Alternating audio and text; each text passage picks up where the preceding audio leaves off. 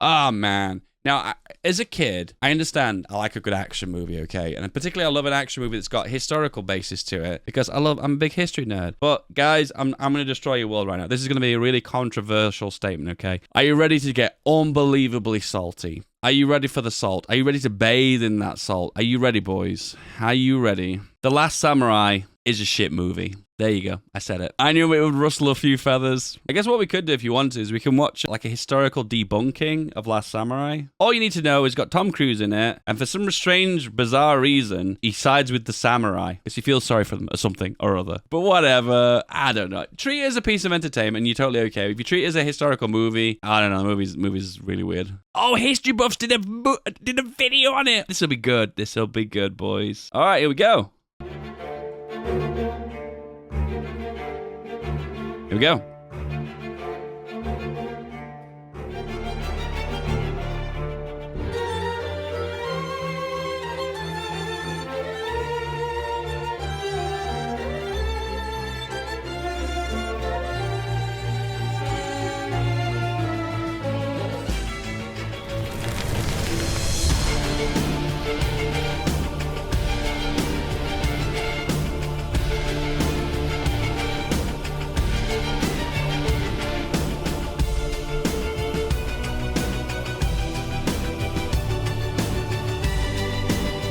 I didn't realize the intro was so long. Why can't I make this tank look like a Jeep? What? Christ, the intro was really long. Konnichiwa, History Buffs. Watashi no namae wa Nick Hodges. Watashi wa hotondo no Last Samurai anata ni teiji suru koi de aru. Okay, in all seriousness, this is a fantastic movie, covering a period in history that I don't think gets as much attention as it should. This is the story about Captain Nathan Algren, a retired American officer who was hired by the Japanese to train their army to quell a samurai rebellion. Over the course of the film, however, he begins to admire the samurai and their cause, eventually switching sides to fight for them. But really, this is a film about the Meiji Restoration in the 19th century, and how one way of life that endured for hundreds of years was coming to an end, and how Japan's rebirth into the modern era was about to begin. This is The Last Samurai. Tom Cruise is The Last Samurai. Spoiler! By the mid-19th century, whilst the rest of the world was playing the game of empires and changing under the Industrial Revolution, Japan was still a feudal society. This is because when the Tokugawa feudalism is great. That's what the movie teaches you. In 1603, they cut off all trade with the outside world and had any foreigner who landed on their shores instantly put to death. Damn. This policy of self-isolation was put into place for fear that foreign influence would destabilize the country. Until just recently, Japan had been engulfed in a series of bloody civil wars fought by hundreds of feudal lords called daimyo. That's any good? Apparently so, because they nerfed it this patch. Were an elite class so of warriors Paradox were aware they're like maybe the strong. medieval knights of Europe, they too were bound by a code of ethics similar to chivalry, known as Bushido. For over a century, the samurai battled each other in a never-ending power struggle for their daimyo in order to claim the ultimate title of shogun, the most powerful of all daimyo, the military dictator and ruler of all Japan. It wasn't until Tokugawa Ieyasu proclaimed himself as shogun did the country finally know peace and was unified as one nation. But there was a genuine fear that outside influence could very well challenge the balance of power. After suppressing a bloody Christian uprising in 1638, the Tokugawa shogunate imposed a self-isolationist policy called Sakoku that forbade any foreigner to enter Japan or any Japanese to leave it. So for over 200 years, Japan became an island frozen in time. It was still very much the same feudal society ruled by the shogun and the samurai since the 17th century. But all of this would come crashing down when on July 2nd, 1853, 4 black ships were spotted off the coast, heading directly to Edo Bay. It was an expedition sent by the United States to end Japan's self-isolation, and leading it Please open up your country. Perry. What? Stop letting it be closed. I didn't even know that. Why didn't you tell me? No, not that Matthew Perry. Commodore Matthew Perry. His mission was to force Japan to open its ports at all costs. and he landed on Edo Bay, presenting the Japanese an ultimatum: either to open their country up for trade, or the United States would take their country by force. Matthew Perry gave them a year to decide before leaving, promising to return with even more ships. Now, I can't even imagine the shock and panic that gripped Japan. They had never seen such ships before. I mean, it would be like the equivalent of that scene in Independence Day where the alien spaceships float over the White House. Now what do we do? Address the nation. There's gonna be a lot of frightened people out there. Yeah. I'm one of them. True to his word, Matthew Perry returned on the 13th of February 1854, this time with 10 ships. The Japanese then had really only two options to make. The first was to go for war, which I'm sure there were plenty of samurai leaning in that direction, or accept the humiliating demands, which is of course the smart choice, and that's exactly what they did. In fact, they even took it a step further. As much as they resented the Americans asserting their dominance, their technological advances certainly impressed the Japanese. They knew that in order to survive in this age of Western imperialism, they would have to modernize, and fast. Their speed and efficiency in doing so cannot be understated. Hiring thousands of experts from Europe and North America to advise and teach, Japan was able to achieve nearly 300 years of Western technological advancement in just over 20 years. This included railroads, a modern army and navy, factories and telegraph lines. They even adopted Western clothing, clearly stating that Japan was a modern nation, equal in power and stature to the West. But in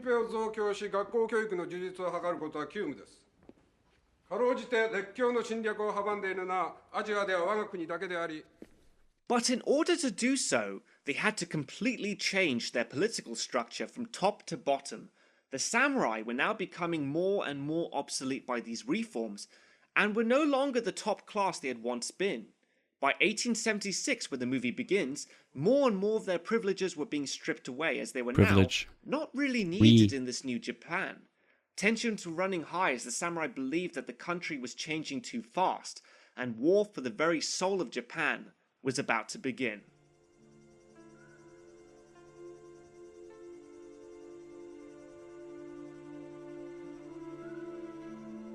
Now, you would have to be really stubborn not to see the similarities with The Last Samurai and Dances with Wolves. It's practically the same story. An outsider from an aggressive, militarily expansionist civilization mingles with the technologically inferior indigenous population, and grows to love them, even fight for them. It'd be easy to stand up and shout rip-off due to themes in the story it's trying to tell about the last days of a native people. Its great writing, though, goes a long way to get the audience to sympathize and feel a really high stake of jeopardy lurking over our characters. Here comes the supply boys. Unlike that one other really overrated movie. So what, they're gonna kill a bunch of Smurfs in this one spot in the jungle? They have a whole planet to contend with! I'm sure there's more of them! That doesn't make sense. So anyway, our main protagonist of the film is Captain Nathan Algren, who is an American advisor paid by the Japanese to train its new model army in modern warfare.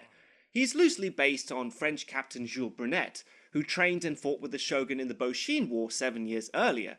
But you might the supplier is a nightmare. Need to know that, because in actual fact, Algren's a totally different character by this point, but written in a bit more of a believable way. As much as I love Dances with Wolves, even I have to admit that these types of films tend to follow a certain movie trope, which I like to call the white savior complex. That's basically when a native people face annihilation and a white man comes in to save the day with his awesome power of being white. But we don't get that with The Last Samurai. Nathan Algren is simply witnessing a moment in history, but is unable to shape it. The inevitability of the samurai's demise later in the film is clearest to him because he understands the futility of their situation in facing off against a modern army. This is drawing from his own experiences when he fought against another native people. The Emperor is most interested in your American Indians, if you have fought against them in battle. We have, Your Highness. The Red Man is a brutal adversary. Whoa. That's edgy. Banned on Twitch. The Emperor wishes to ask Captain Algren if it is true they wear eagle feathers and paint their faces before going into battle, and that That's I cultural have no appropriation, fear. that, my dude. That's called a Halloween outfit. They're very brave. It's quite hard not to draw parallels between the Native Americans and the samurai.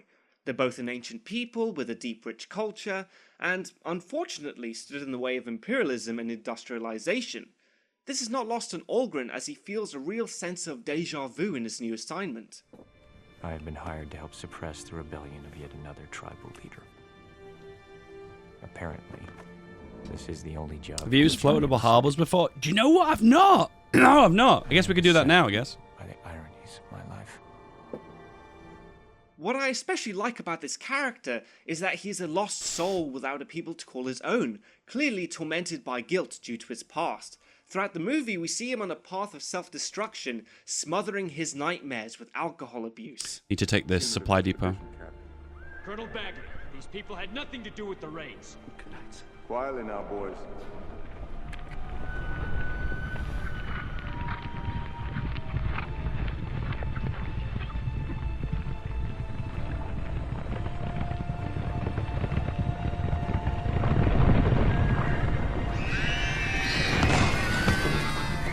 Really?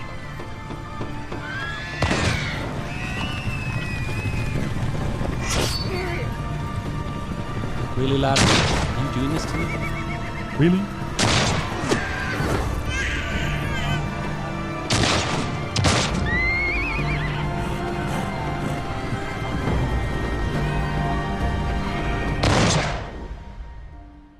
This Liam When literally Algren gets plowing into captured by the Norway. samurai, I'm building the film makes it railroads. clear that this is a character who wants to die and sees no chance of redemption for the crimes he has committed.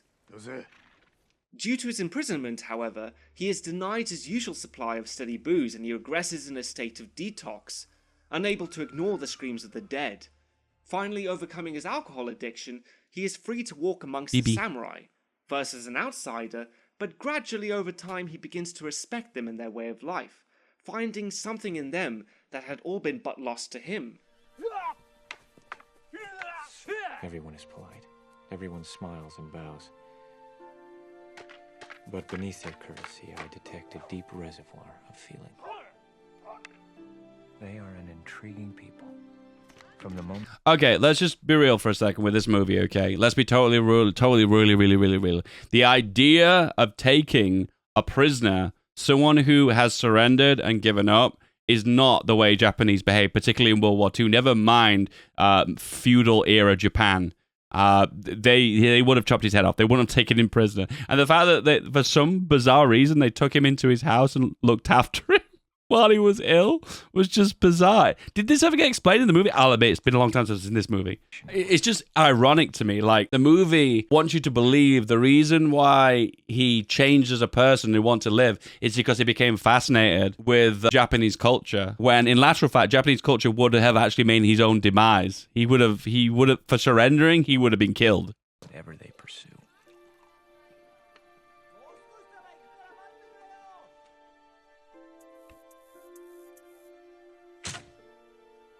I have never seen such discipline. These little moments truly are the heart of the film. Bit by bit, as the movie slowly progresses, we can really see the journey of Algren's character arc, and even understand what it is didn't about surrender? the samurai No, he did, finds didn't he? so attractive. He did. Didn't he? I seem to recall he got down on his knees or something. He was What's the difference from a Japanese perspective? Let's just use World War II as a reference. If you were any way to give up, be captured, that was the same as defeat. So therefore, they would have killed you. He fights so he couldn't fight anymore. There's nothing honorable about that. He would have got himself killed in that scenario. They would have taken him in prison. No. You guys are getting like all hung up. Between Katsumoto and the other samurai feel real. Unlike the heartfelt when he makes fucking that ultimate decision in the end to fight for their cause. on all the Even though he specifics, man. At knows the end of the day, there is no he chance of them surrendered. surviving. Whether he So it whether makes he sense was why consciously Algren would aware want of it or suicides not. in the first place, and at least he did it for a noble cause, unlike Jake Sully, whose reasons in doing so seemed to be primarily motivated out of his curiosity and interspecies erotica. Jesus, supply here is so bad. Whilst Nathan Algren is a completely made-up character, Katsumoto is heavily based on the real samurai rebel leader Saiko Takamori, Like Katsumoto, he also believed that Japan was changing too fast, but he was not completely against modernization. He understood the potential dangers the Western powers could inflict in Japan. Jeez, I've got so many civvies. So Saigo backed up many of the social and political reforms that were going on and helped to overthrow the shogun in the Boshin War, placing Emperor Meiji as the central figurehead in the Japanese government. Oh yeah, we've One got of the XP. I biggest totally forgot about the reforms he supported, XP. actually, was the modernization of the Japanese army. There are actually many pictures that could be found of Saigo Takamori wearing a Western uniform. Unlike his film counterpart Katsumoto, Saigo had no problem whatsoever. No one's covering the rear. He didn't use them. It was not for the stupid reason that the film states. Who supplies our weapons? Beg your pardon? Katsumoto no longer dishonors himself by using firearms, you see. He uses no firearms. You see, to those who honor the old ways, Katsumoto is a hero. He's also an idiot. I'm sorry, but if Katsumoto doesn't see the advantages in using projectile weapons, then he really is an idiot. The favorite part of the movie is where they get mowed down by a machine gun. That's the best part of the movie. Historically speaking, the samurai were never stupid enough to scoff at the idea of using guns. Well, at least the ones who survived.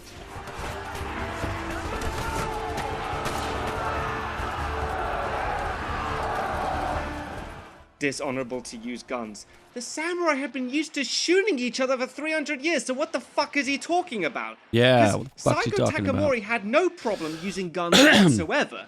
He outfitted his samurai rebels with guns and cannons, only to later fall back on conventional samurai weaponry when he ran out of ammunition. I'm confused what owns what, really. The colours are very similar. Now, of course, one of the biggest differences between the character of Katsumoto and Saigo were their reasons for rebelling against the imperial government in the first place. For example, So look at all these tank Katsumoto, movies. his cause is highly romanticized in the movie, portrayed to be an actual Sherman service to an Plus, emperor and then a few of the who's new really ones. being Okay. manipulated by ambitious men like Amura. Have I played Shogun Blind to 2? what is Yeah, I'm not a actually big fan of the going on, Shogun with games. the I samurai can't get being immersed in the targeted by world. the government Japan just does almost not do like it for an me. ethnic group, to be ostracized and humiliated in public. The banning of the samurai's right to carry their swords was the final straw due to their cultural and spiritual significance. Now, whilst a lot of this is true, the samurai were really just fighting to protect the status of their class and their privileges, such as exemption from taxation, the right to kill a commoner, if they were given Taxation's the disrespect, worst. and being the only ones allowed to fight. For hundreds of years, the samurai have been used to being the top dogs in Japanese society. But now they were no longer really needed in this day and age. So it was only in the face of their class's abolition Have they fixed transport supply did in they Haifa? rise Yes, up. they fixed it today. However, not all samurai resisted such change. During the 200 years of self-isolation, Japan had enjoyed a long reign of peace and prosperity. Peace and prosperity is wonderful and all for the common man, but it wasn't all that great for the samurai. The warrior class had no wars to fight, and the status of their class forbade them from taking any other form of employment because it was considered beneath them. And I'm sure many resented the fact that, whilst their form of income was fixed, the absolute bottom class, the merchants, started earning more money than them. So these social reforms actually provided many samurai a way out of their class's restrictions. Ooh, did my allowing them battleship to just work fight as then? merchants, government officials, to serve in the armed forces, Yeah, they did. etc. So the film's title, yeah. The Last Samurai, is Strike a tiny Force, bit boys. misleading, as many of the politicians and officers who fought against the samurai were also samurai. Well, the general and Katsumoto fought together for the emperor. He fought with the samurai. He is It's really difficult to push north from here.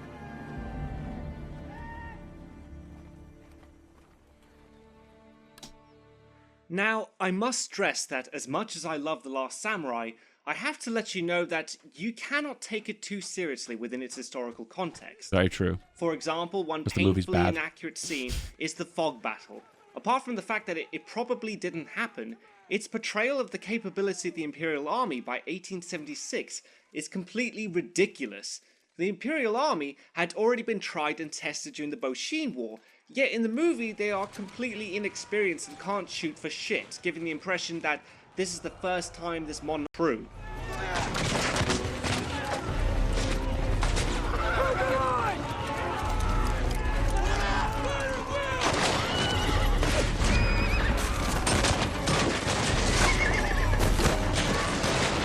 Our men are running from the battlefield! A shameful display! Shameful display. However, I It do reminds me understand of, why it's in the movie. It obviously wants to show Kim how Jong formidable these from, samurai Kim warriors Jong were, from, even though Team Saigo America. Takamori actually lost every single battle he fought. But the film's main objective is not to present an accurate portrayal of the Satsuma Rebellion, but to give a Satsuma small Rebellion. insight into samurai society in its last days of glory. Algren is not only a great character, but is also a great narrative tool in the story, allowing the audience to see the simple lives of the samurai through his eyes, and the painful transitional period between feudal and imperial Japan.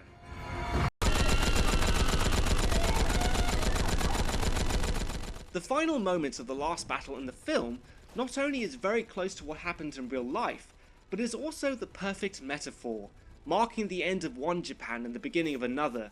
How a class of ancient warriors that ruled what Japanese tanks are society these? for hundreds of years was Wherever there's cut not much down left of by them. the Industrial Age. Years of They are training and skill medium with the tanks, sword they don't and have a bow, name. cast aside for the efficiency of Yeah, I was like, mass-produced let's not name weapons these of ones. war. It's an incredibly powerful scene and truly captures the spirit of the samurai.